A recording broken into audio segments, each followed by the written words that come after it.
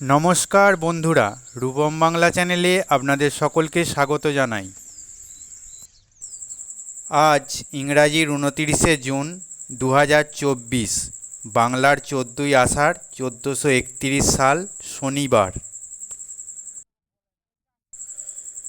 বিগত কয়েক মাস ধরে তাপপ্রবাহ চলার পর দক্ষিণবঙ্গে ধীরে ধীরে বৃষ্টির দেখা মিলছে।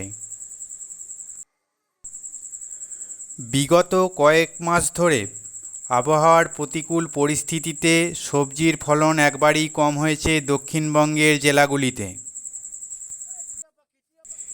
এই সব কারণে সবজির বাজার দর ধীরে ধীরে বৃদ্ধি পেতে পেতে বর্তমানে অনেক সবজির মূল্যই 100 টাকা প্রতি কেজিতে পৌঁছেছে।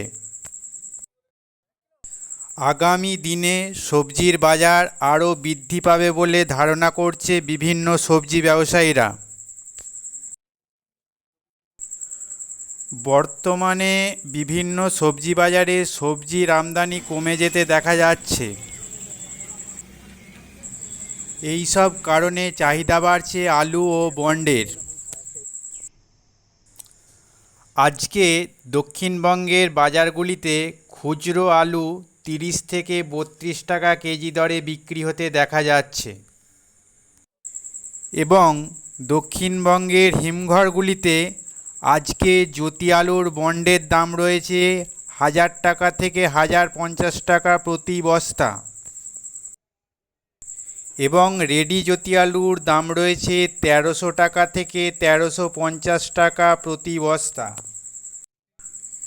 ভিডিওটি ভালো লাগলে লাইক, কমেন্ট এবং শেয়ার করুন বন্ধুরা।